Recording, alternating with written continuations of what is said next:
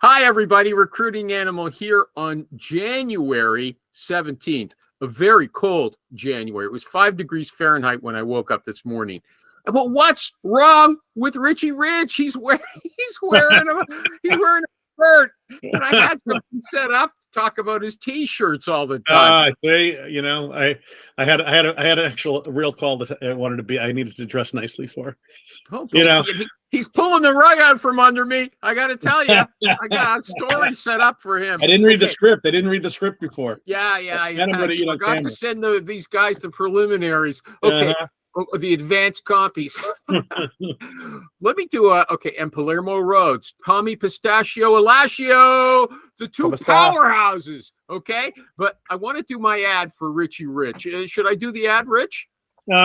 Give me 2 seconds. Yeah, go ahead. No, you're not doing it. No.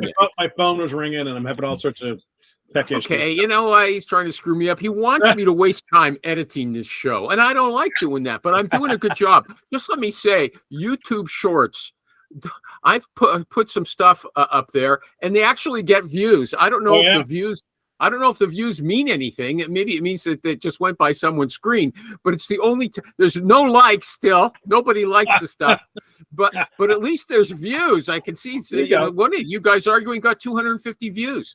It might mean nothing. Every view might be like, I don't know, a millionth of a second on the screen. Anyway, let me cut that out. And there is a contest by Forbes magazine, and Richie Rich, and I'm behind him all the way. He wants to be number one recruiter in America, because I believe he's America's recruiter. And he stands on his own. It's not like he needs a whole world to support him, even though he does have an assistant. Okay. But we just want to get him into the top 10. Go to bigbiller.ca, and you register and his company's name. You vote by the company. It's cornerstonesearch.com. You register. They send you an email. You go back there and you vote for Rich Rosen, super rich, America's recruiter. Okay. Cornerstonesearch.com. That's what look who's there you go. Here. Yeah, Cornerstone. Sasha Tesanovic. Okay. So let me get to a story that Tommy was telling, and I made him stop. He was talking to Rich. They were having the super recruiters conference on their own. I said, you save that story for the show, okay? And it was something about luck in recruiting. Hi, Sasha. Okay, go ahead. Hi, Tommy, everyone. it's all yours. I was telling Rich I got 3 searches yesterday from a good client of mine. And when I got their searches, I was able to, the first time I did a search with them, I filled 2 positions with them, one within a week and one within 3 weeks, and very hard positions. And then I transitioned telling Rich that I had one up in Bradford, Pennsylvania, which is on the New York PA border. It's the middle of nowhere, manufacturing location. They needed a structural engineer. And I stumbled on a guy who was like 20 minutes away at a truss manufacturer. I filled the job in 4 days. How did you stumble on him? But doing my sourcing, right? Like I always know where there might be a guy, right? So structural engineers can go in a lot of different areas, not just consulting. So I did, were there truss manufacturers, were there manufacturing companies, were there consulting firms, were there vault manufacturers, anybody that would hire structural. Stumble on this guy, place him in 4 days. They think I walk on water. And it was really a one-off. That never happens. This is the first time that I've ever filled this type of position in 4 days and they didn't have to relocate anybody. He was right there. They thought I walked on water. So every time they call me now, they're like, why can't you do what you did with Josh? I'm like, because that was a one-off. That was so out of the obscure luck that I was able to find him for you guys that I can't do that again. That really what it was. And you get those sometimes where you impress the client so much and then they keep expecting that. And sometimes we just get really lucky because we've been doing this for a long time, and then we're able to stumble on something and go, oh, well, that's a perfect fit because of these reasons, and it all comes together. And then you're like, oh my God, now they want that every time.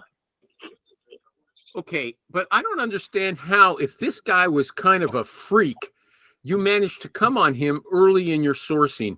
I would have thought that you did it right. I mean, what? Sometimes you just hit it right. No, but I would have thought if the guy was a remote chance, he would have, been something he would come as a last resort. But he's on because you're on a list. I mean, yeah. I did a deal once. I literally made one phone call. First person I called, totally random. sent him in. I knew she was the right person. Got the job the next day, literally. He was working as an EIT. He was not working underneath of a PE. So as soon as I called him and told him I had a structural engineering opportunity underneath a PE, that's all he needed to hear. I don't think he wouldn't have cared if he was working for a porn company. As long as he could work under a PE and get his PE, that's all he cared about.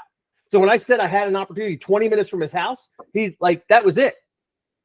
Okay, so is the lesson there, sometimes you get lucky and that actually spoils your future relationship with the client? Can. Or is it that you should never supply a good candidate too soon? Hold back and make them realize that this is a tough job. It's not going to be easy. I don't like doing that. Yeah, and good companies realize too. They know. I mean, I don't like doing that. Rich, all of a sudden, he's changed his tune. He thinks that these clients are geniuses now. They are not self-critical. They're not narrow-minded. Good clients know. Listen, good clients, not dumbass clients. Good clients know. Listen, sometimes you just hit it right. Mm-hmm. They really do. They want you to get it filled every role in a week. Of course they do. But they also know some of their expectations are insane. Good client. Not every client. I want to fill that. I mean, if I can fill it in a day, like Rich said, a day, I will do it. Even if the client's like, "Oh my God, can you do this?" Like, no, I can't. It was a one-off. Yeah. But I want to fill so I can go into something else. What am I going to do? Sit around for 5 days just so let I don't. Another candidate or internal guy send them in for you. Yeah. What if the guy stumbles on a job posting they have, or him and his wife are on a drive and they see the manufacturing facility, so I just send my resume there. I'm not going to do that. Yeah. Wonder Woman has gone blonde on us since the last time we Hi, saw her. Sasha. I mean, her ponytail's totally blonde there. Nice to see you back here. Tommy, a good story. That was a good story. Thank you. Okay. But let me see if I have something to talk about. Hey, you know what? Somebody had a conversation. They said this is where I was going to use Rich as my good example. David and Marr, welcome back to the show. Okay. Somebody said using fake backgrounds like Tommy and me is cheesy. They said that's no good. I said, well, maybe. I said this looks better. I said, but here, look at Rich. The guy, he's got a dull wall background. He's got bad lighting, and he's always wearing a T-shirt, and he doesn't care. Okay, and so if I always want to do what he's doing. So now he's wearing a golf shirt today. To screw me up. But does anybody else agree that David, I'll do this. I'll do Dave's this with a client. If I feel like it's an issue, I'll do this with a client where I'll just blur my background. Yeah. That's the other thing I'll do. I'll either do, a mundane background or I'll blur my background. Honestly, I never care if that's their big issue. Yeah, but yours is like, if I had your background the way yours, I don't like having my wall to the back to the wall. So I'm all open behind me. Like it's just a personal preference. So, and I have dogs and my exercise bike and whatnot. So I don't want the client to see that stuff. Hold on a second. I'm going to disagree with you because I think you have a particular. You changed your room. It was a real mess. It looks like shit right now. It used to be much. No, it used to be much nicer. And the cat would. Yeah, Tom, you want to see mine? Look at this. This is my. Okay, you win. I always thought it was in the basement. I'm impressed. I thought they had him down in the underground, something like that, behind some kind of big iron door or lock. Okay. Does anybody have an issue, or is there something? Rich made a great point. If the client really gets upset about that, like that's not. I don't know a single client has ever said, oh, your background is unprofessional. I don't think that's ever happened. And and even if you want to, you're allowed to do stuff like this, right? I mean, I'm not trying, but like you could put your company logo behind you if you wanted, stuff like that. You can do whatever you want. So put your logo behind you. But Rich, I didn't mention something. He also screwed me up because it looks like he shaved today. I always said, no, I didn't shave at all, actually. I better take a closer look. Is that better? I can't see. I'm wearing sunglasses. Okay, in the middle of the day. This is not shaving for 3.5 weeks. I still haven't hit puberty. Okay, everybody. So you've learned the backgrounds don't matter. You don't have to shave and you can still be a superstar. Okay, there you go. Sasha, remember that. No shaving. Okay. Okay. Now, hold on.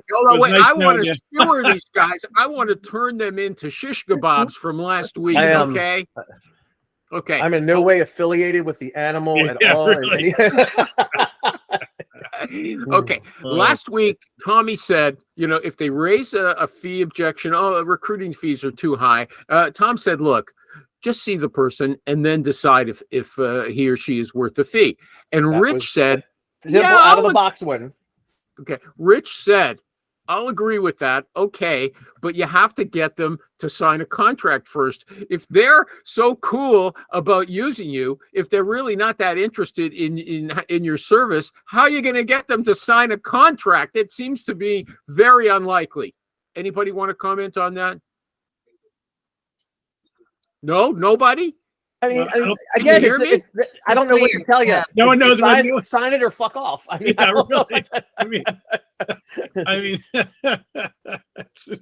it's pretty simple, especially for contingent contracts. I mean, like engaged. Like I've never understood these dickheads who are like, "Oh my God, we can't sign this agreement." It's if it doesn't cost you anything, what the hell's the difference? See, that's the thing, though. If you say it's not going to cost you anything, but you have to sign something, well, that's a bit scary for them, right? They might think they're making some kind of commitment. It just shows they have no balls and they have no power in their company. Is really what it shows, and that's what it's proving. Because if they actually had a pain and they actually had any kind of control or power to support their own industry, their own revenue of the company, their own budget. job. Do they have a budget? Yeah, I'm like, either you can do it or you can't. It's very simple. And sometimes they got to get approved from HR, which is even worse. Or they got to get approved from internal recruiters, which is even worse, or whatever. But then say that. Don't say I can't sign a contract. It's just dumb. Well, you know what? I disagree with them because if they're against, yeah, if they're very cool on a recruiting fee and then they sign a contract. If that candidate happens to come to them on their own, they're already committed to you. You're right. They have to pay a fee. But you're right. So either you want to use a recruiter or you don't. Yeah. Okay, they don't. That's the point. You're trying to talk. Why would a recruiter do the work ahead of time? It's very simple. It's very simple. You interview my guy or not. I mean, I don't know how far we can take this. Is like my fee's 25%. We only pay 20. Well, I'll tell you what. I'm going to see if anybody else wants to hire him. I'll come back and you can have him for 20. And that's what I was going to say. Rich, I don't know if you've ever done that. I had a girl that I couldn't place anywhere else. And the company was like adamant about, and I took an 18 grand fee. It should have been, I don't know, probably 26. But money's better than ego. I got 18 grand for a girl I could not place anywhere else. Yeah. And it was a one-off 30-day warranty, paid me immediately, and no hands off. I recruit the shit out of the company. And that's the thing. If that's the only caveat is just I wouldn't do it for below 20, but just principle. But it's like I've got a company now. They've been begging to use me, and I keep saying no because their contract is horrible.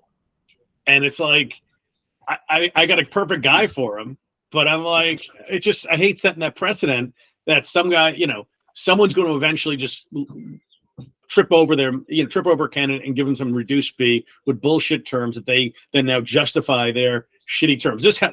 These terms happen to be atrocious. Like, I think I was telling you before, like, you have 6 months, you have 60 days to tell me if the candidate's in the system, kind of thing. 2 months. Yeah. 2 months. They don't want a partner.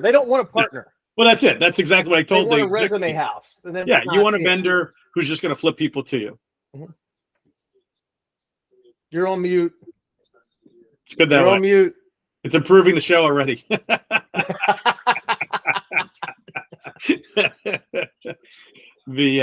Any event, let's talk about Animal when he can't talk. So he's trapped in a box. Yeah, I mean, I know what you said, but it's one of those things. Like I've done as low as $5,000 for a guy that I couldn't place anywhere else. Out of work schmo.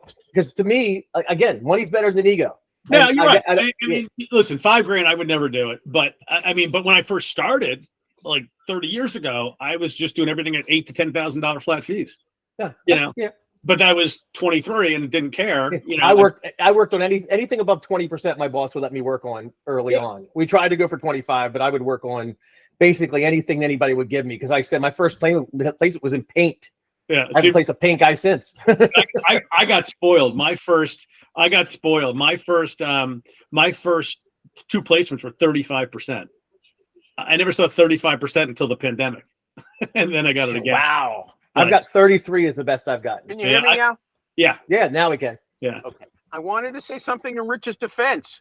Oh God. The first thing Rich said about when you've got someone who says the fee's too high, he said, you know what? Good. He said they're a source. That's his first reaction. And then I'll defend Tommy as well. Tommy said he will wrestle with them, but only if it's a pinky wrestle. Okay. You guys, what I'm saying is, why are you struggling with somebody who doesn't want your service? How can you even talk them into it? Okay. And you guys say, I don't want to really talk to them. But like for like this horrible company, that's horrible fee that I'm looking at. I mean, like to Tommy's case, like you're right. I mean, money's better than ego. And listen, if they're not going to budget all, I've got 1 or 2 candidates I'll send over. If they work, awesome. I'll make $36,000 on it per candidate. And you lose nothing, right? Those candidates you couldn't place elsewhere. Yeah, and that's what I'm talking about. Well, that's the How thing. to work schmoes. And if it works, great. But in the meantime, I've been fighting for weeks on it. But now I'm like, you know what? The market is what it is. I got guys sitting on my desk. I'm not going to work on it, But if I have people there, I'll flip them over. The terms are atrocious. They know they're atrocious at this point. And whatever. If I win, great. If I lose, great. It's literally going to cost me, 5 minutes of my time. And I can potentially make 3 deals at $36,000 a pop. It's not bad. Like $100,000 for literally people you don't have. Like that's the thing. You have them on your desk or in your database. You can't place them anywhere else. Well, might as well send them out. And the jobs I would right now. the jobs are scarce, Okay, I'm going to challenge Rich about something else he said last week. And I got 5 minutes and I got to hop. Yeah. Okay, but you can actually tell me to edit this out if you don't like it. Makes you sound a bit bad, I think. Mm-hmm. You said that this guy didn't want to take your advice. He was a VP sales in a startup, and he was a dinosaur. And you told him to get these very agile, fast-moving younger reps, and he wanted older guys from very stable, well-established companies. You said, don't do that. And he would not listen to you. And you said, hey, I gave him what he wanted. I made a ton of money off of this company. Yep. Is that legit? I mean, what's wrong with it? I gave the guy my advice. I told him, this is the wrong people. If this is what you want to do, then fantastic. I think it's wrong. I think you're going to cost yourself your job. I was right. Were you told him that? Yeah, word for word. I mean, literally, he was hiring complete. You're at a startup company where there's no marketing, no BDRs, nothing. And now you're going to take guys out of these big companies like IBM, where they do no pipeline generation themselves. They're used to marketing, inbound leads. So why would you hire those guys? And the guy did hire them because, candidly, he wanted people that he could relate to because he was old. He was an old guy himself. So he wanted other old guys. He didn't want young people who weren't going to listen to him. Candidly, he was a horrible head of sales. He was a bad leader, and he shouldn't have been in that role. And he wanted people that were going to be subservient instead of questioning him. So, but if you've got a client is hurting himself or herself with their strategy, is it legitimate to help them commit suicide? I don't know about that. Well, I mean, suicide is really so crazy. You want to pay me $100,000? I'll kick the chair out from underneath you also. I mean, whatever. I mean, listen. Wow. I can only do what the client wants me to do, and the candidates I send, they were right for the role. They weren't right for any place else I would send them. They weren't great candidates. They were B's that thought they were A's. All right. And these guys wanted an A player who they thought was an A player. But you don't think that's going to backfire on you in the long term? You've given them candidates who really didn't work out well for the company. And, we got them from Rich Rosen. I placed 4 people here, and 3 of them are 2 of them are still there. One left on his own because he's like, this is a donkey show. The head of sales was an idiot. And he's right. And he knew that going in, but he thought it wouldn't make a difference. And another one, he basically got crossways with the head of sales. So there's another thing. You would let a candidate accept a job who thought his manager's an idiot? They knew going in. I don't lie to anyone. Yeah, but could you? You're Hey, if somebody wants to make a bad decision, you're saying, okay, go ahead, as long as you pay me. It's a bad decision in our mind, but not in their mind. Exactly. It's not whom I'm not making any decisions for anyone. I give them all the information. I've told them very flat out. I mean, like, listen, you're not going to learn anything from this head of sales. If this is someone you think you can work with, go for it. If you don't. It's okay. I'm not going to push you. I'm not going to fight with you. All right. Again, these are not A players. These are those B's and C's that think they're A's. It's like you ever meet someone who makes like $100,000 and they think they're millionaires. That's what it is. But the millionaire thinks he's broke. You just tell the client what you feel, and if they go, no, we want to do it this way, do I not work with them? Yeah. Do I keep bringing them A players that Rich and I think are A players, and they keep saying to me, no, these are too young, they're too aggressive. No, you tell them what your opinion is. I've been doing this for 26 years. This is what I think you should get. Well, no, it doesn't work for us. We want X, Y, and Z. Okay, you're paying me. I'll get you X, Y, and Z. Yeah, really? It's your funeral. Yeah. That's a good idea. Not suicide. No one's dying. It's what the client wants. Listen, and this candidate's getting a job. He needs a job. Or they think they're great. So fantastic. Now they're great. Big fish, small pond. All right. Awesome. You're king of the short people. Company screws up. Who screwed us up? Rich Rosen, Tommy Alascio. Okay. Again, lies in people. Again, as I say, you don't blame the priest for the divorce, my friend. I'm just bringing them together. They can decide the rest. That's a great comment. You don't blame the priest for the divorce. I don't think so. And even when the priest makes you go to marriage counseling and says, you know what? You're a Jew. He's a Muslim. It's not going to work. Don't get married. No. We're in love. We're going to be fine. I mean, it's then not again, his fault. cheeseburgers worked, right? I mean, yeah. I mean, you got the milk and meat. But at the end of the day, is the clients that blame the recruiter aren't good clients. Not because they blame us, because they don't take any responsibility. I think the candidates, we know what they're like. If they'll also blame you, well, Rich Rosen put me into a job that wasn't suitable for me at all, and you might have warned them.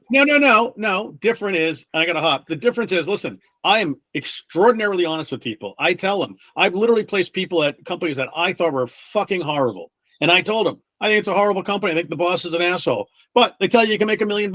Your choice. That is my entire pitch. Here's the website. If you're interested, boom, I'll put you in. You're interested, great. And I can sleep at night. I don't tell them anything that's not true. They view what they want to view. Same with the client. When's the last time a client said, hey, Tommy, who should you hire? Should I hire A or B? Never. Yeah. So therefore, not my fault. I don't make any decisions. This is why I hate when recruiters give these stupid warranties that, like, oh, I'll give you 6 months. I'll give you a year. I'm like, you're a fucking retard. I'm like, it's just, seriously. It's like, no, it's just dumb. It's dumb. It's bad business. It's weak.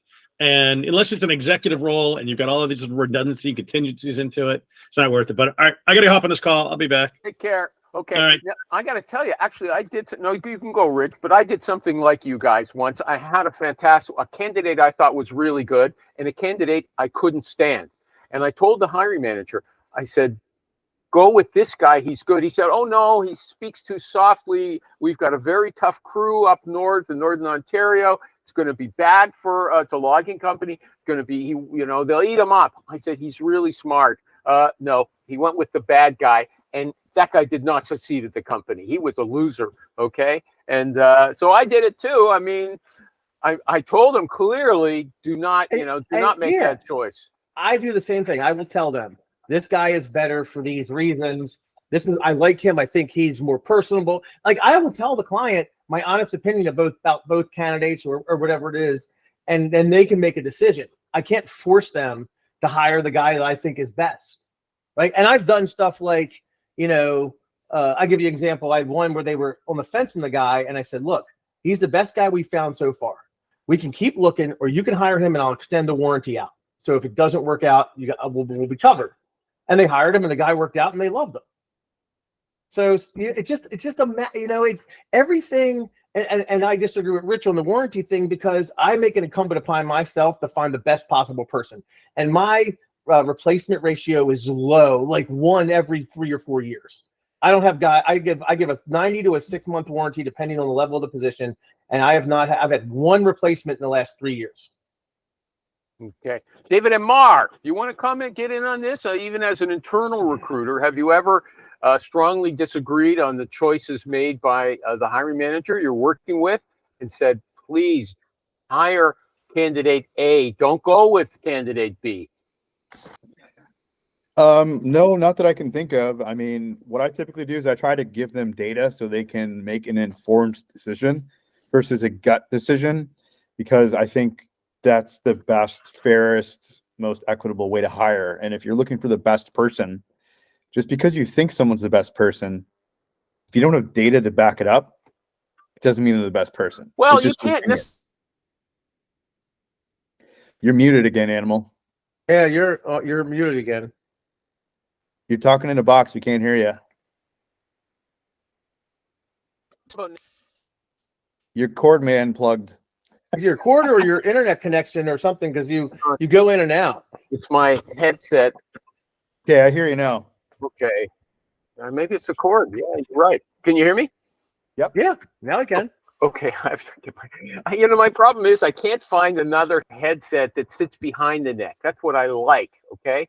Anyway, but I guess I'll have to find one sooner or later. Okay. Amazon. No, I checked, but trust me, I've checked everywhere. They don't make them anymore. You find one for me. They don't have them.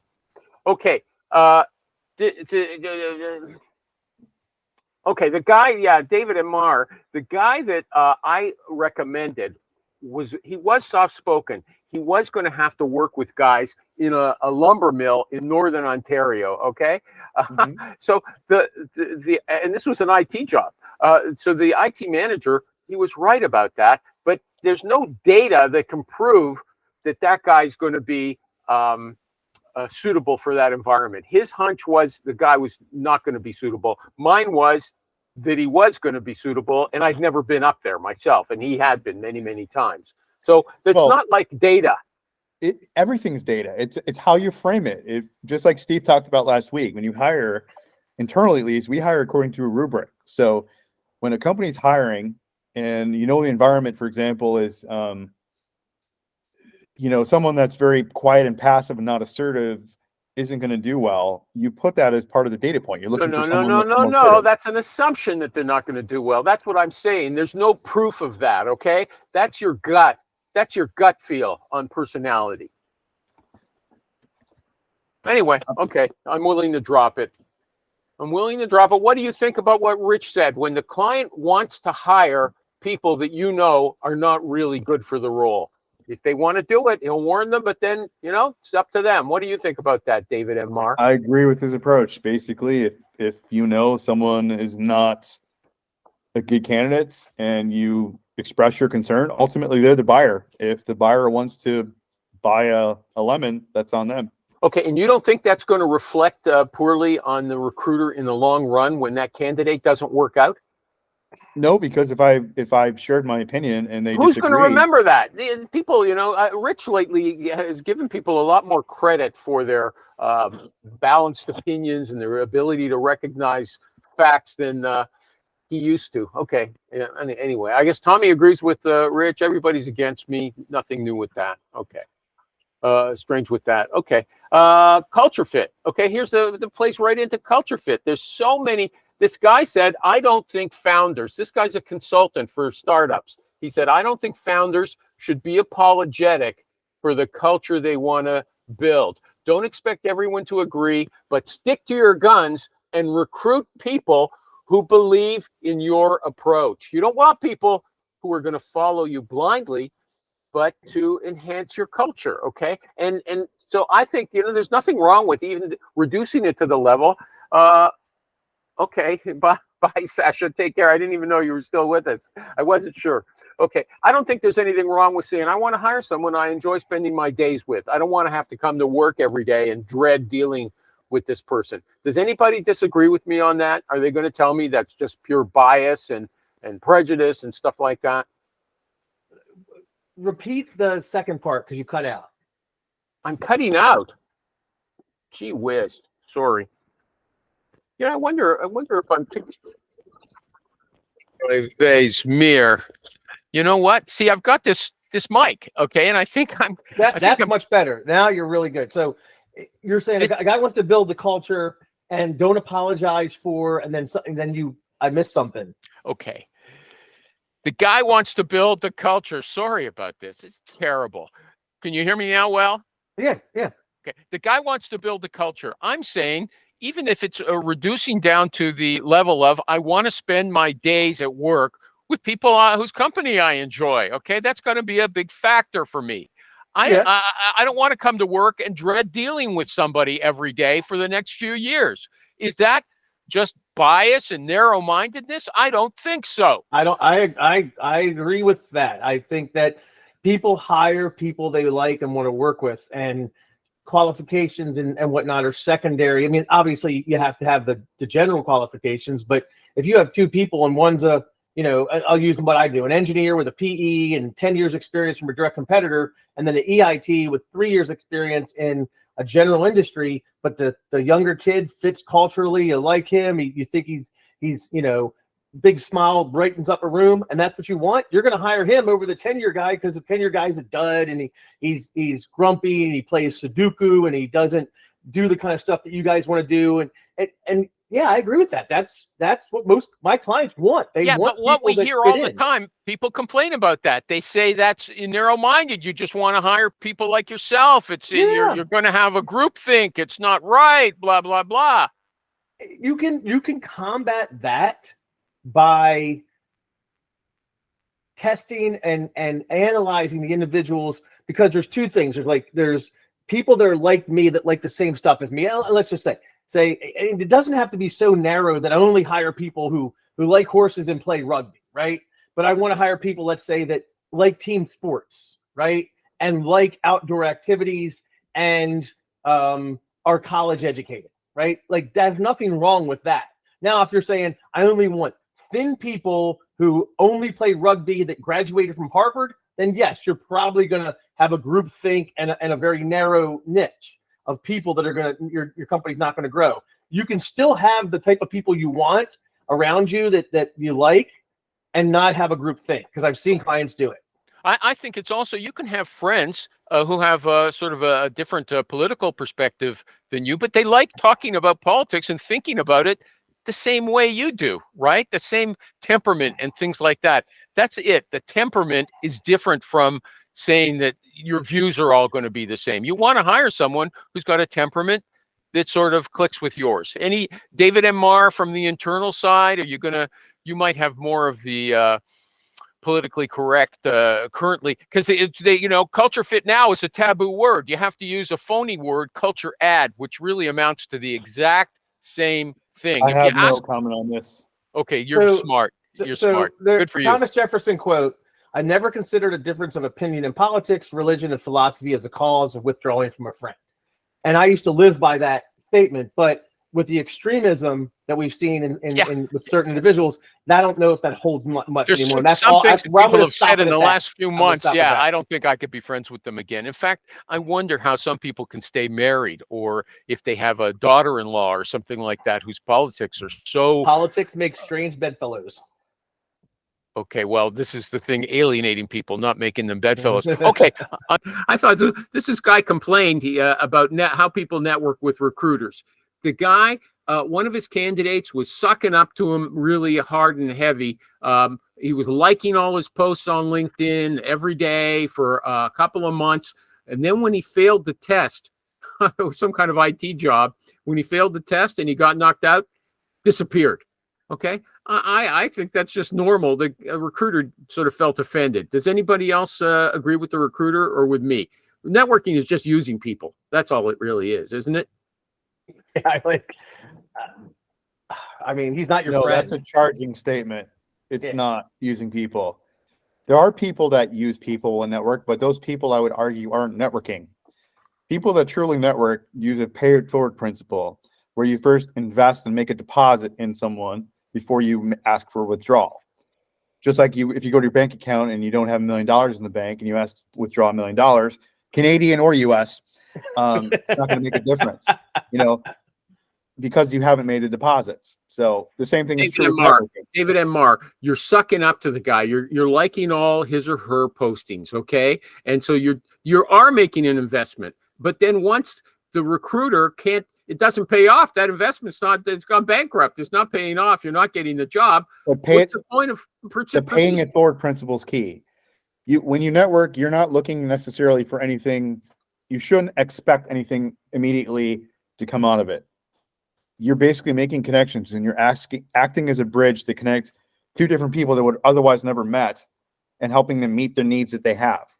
You know, if you're remodeling your house, you need a painter, and Tom has a painter he That's just not used. what networking is. No, Then networking you is don't understand connecting with networking. people who can help you. Okay, and you're willing to give to get. Okay, but if they can't give you anything, what's your point in pursuing them?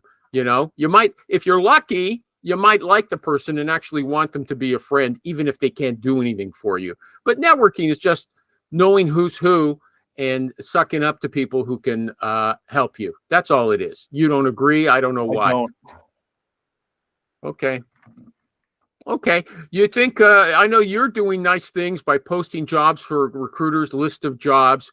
You know, in the long run, that might help you. Okay. Anyway, okay. It's doing good for the betterment of your community. It's not like me versus you or us versus them. That's not It's networking. When you're doing good for your community, that's not networking. That's part of it patriotism. is. Something. Okay. I'm moving on. I got here something. I realized I have something I wanted to take up with Tommy. Okay. Uh-oh. He said, very profoundly, he says, I am never going to work with a candidate who's looking for considering a job at another company or interviewing with another company. Let me finish. Interviewing with another company, because then when my client makes an offer and I don't know what's happening with the other company, he says, what kind of consultant am I? He says, I'm letting my company, my client down. But somebody else said, no, you're actually doing your client a favor. You're letting the candidate get exposed to the market, and she's going to be able to make a more solid I don't give a fuck about the candidate. The candidate doesn't pay my bills. My client does. I am client focused. What's most important for the client. Now, there's an exception to that rule. Except if you have the definitive opportunity that is better in all respects than the candidate is interviewing for. And you tell your client, you can't get this person because they're interviewing with 2 other places. If you want them, it's really going to be difficult. And I want you to know that up front. Do you want to talk to them? Right? So I'm client focused. I don't care about the candidate. I know it's a shitty thing to say, but I'm client focused. What is most important for my client?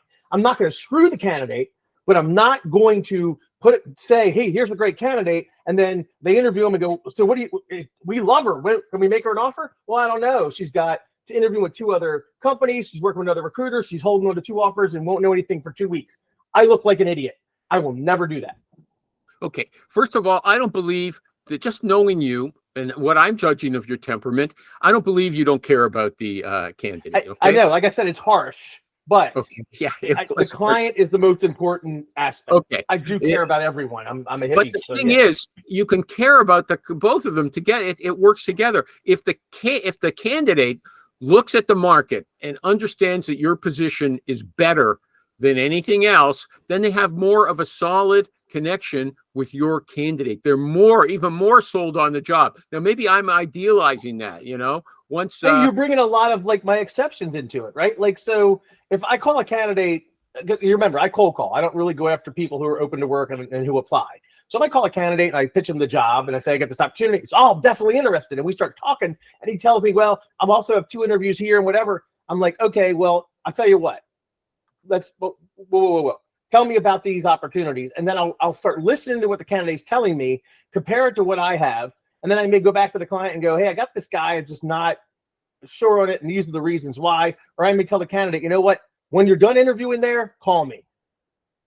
Because I'm not getting in this mess with you. You got too much going on.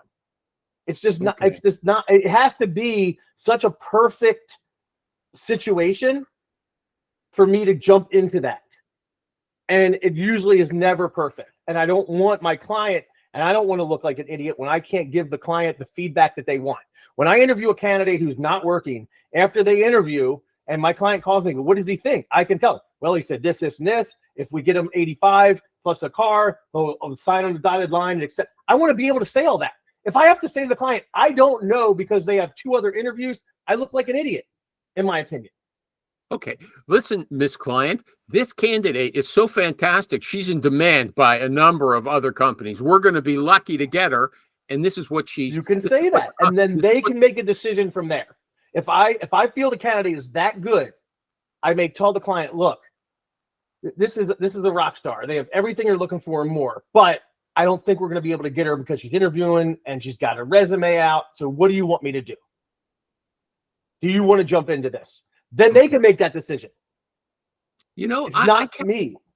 You took it last time into relationships. I can't remember exactly what you said, but I know there's been reporting if people have not gone out with that many people before they get married, their marriage is more likely to succeed because there's not a lot of people to compare them. Yeah, I mean, you hear that people who don't live together when they get married, there's a bunch of different stats, but I think you can do that with anything, right? That if they don't live together, when they move in together, their chance of divorce rates lower, right? Like, yeah, there's those stats, but again, we're not talking about dating, right?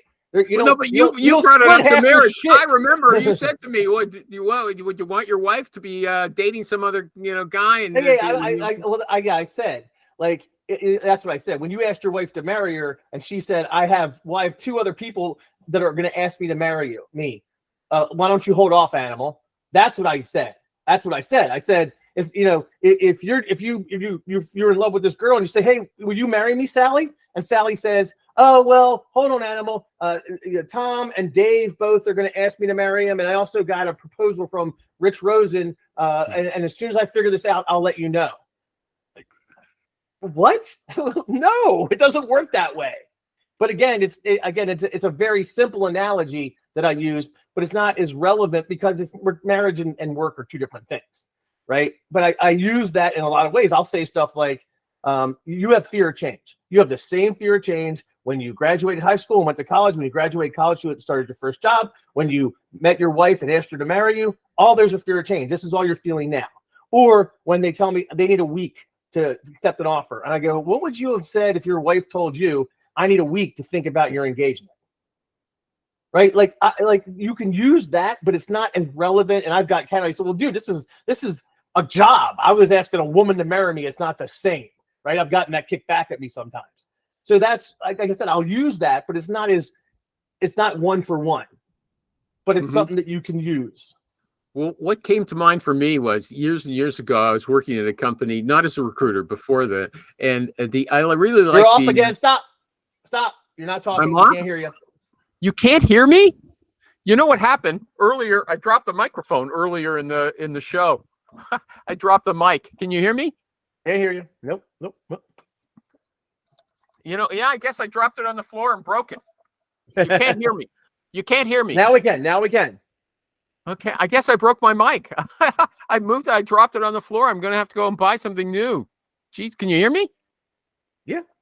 Yeah, okay, sorry. Oh, boy. Geez, you never know what's going to happen. But anyway, I spoke to the engineer. I really liked him. He was older than me.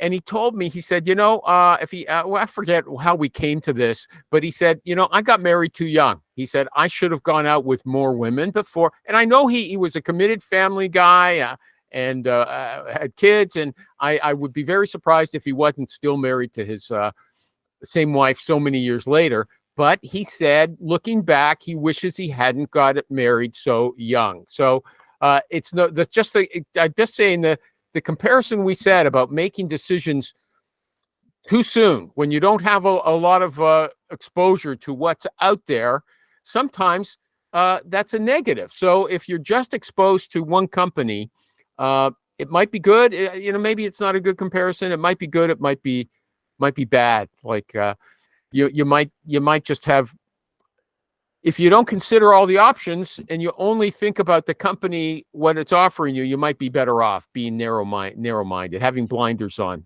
Anyway, sorry. I mean, it's again, my nevers of recruiting have exceptions, and it's if you try to stick with my nevers, it makes life as a recruiter a lot easier. It doesn't mean you can break away from them. Like, I do relocations. In my nevers say never do relocations. I do a lot of them, right? So there are exceptions to all those rules, But if you try to stick with those rules, your life as a recruiter is going to be a hell of a lot better, because jumping into searches that have 5 other recruiters on it, or jumping into with candidates that are interviewing at 3 other places causes brain damage, right? Like, I don't want to do that. I will not work in a search that has other recruiters. Now, granted, they could not tell me or whatever, but that's the relationship I'm trying to build as a trusted advisor and as part of their team. Right. So a new client calls and says, hey, we'd like you to work on our search. Well, what are you doing? We got 3 other recruiters working on it. Well, call me when they're done, and then we can talk. I'm not jumping into the fray. I'm just not. Unless I have the definitive candidate that I know I can slide right in and he's going to get hired. That's the only way I'll jump into that. There are exceptions, right? Or I know who the 2 recruiters are and they're friggin' morons, right? Right? They're you and David M. Marr, right? And I can come in and fill the position. Like, those are the exceptions. But the rule is that I try to stick by is, if a client says to me, we would like to hire you, but we have 3 other recruiters, no, I'm not interested, because you saturated the market. Any recruiter worth their salt has already called everybody I'm going to call. And now they're going to say, I already heard about that job. And am I going to be saying it the same exact way that they said it? Like, I'm not interested. Yeah. No, that's true. You know what? It's actually almost 1 o'clock. I had questions. David M. Marr last week said that he's working. You can hear me, right? I hate having to ask. I can see that. Yeah, I can see when it's going. So David M. Marr said that, he's working on almost exclusively getting referrals now, but that looks like a longer conversation about what you're doing and how to get referrals. So, I guess I should.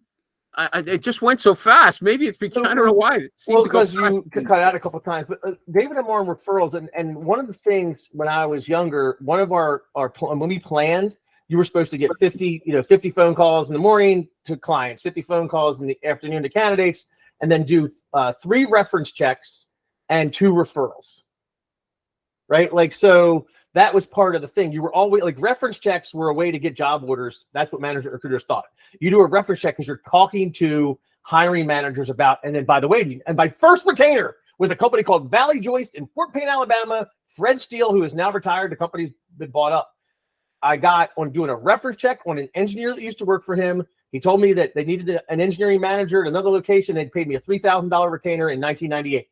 I still remember the conversation. It was a reference check, and it rolled into not only that, but I filled like a dozen positions for like $200,000 over a period of 2 years at 2 locations with them on a reference check. So the referrals and reference checks are definite of value, and it's something that you can use for business development that I probably should mention in my little blurbs and stuff that I do, because you're talking to hiring managers. When you do a reference check, you are talking to hiring managers. Okay, but you know what? I like doing reference checks too, but these days, people frown on them, especially blind reference. It's changed a long time. It's things have changed in 26 years, 25 years, right? That was 25 years ago. Things have definitely changed, right? So yes, I agree.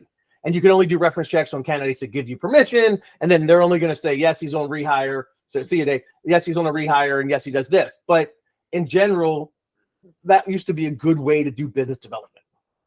Well, I'd like to talk about referrals and reference checks another time, but I guess we'll end it. It just the time factor, maybe because I was in and out like that, it just seems so strange to me. Okay, Tommy, thank you. Always a pleasure. You know, it is always. I always enjoy talking to you, and and it's way different from talking to other people. Lots of people are not interesting. Okay, take care. Bye-bye. Okay, Dave.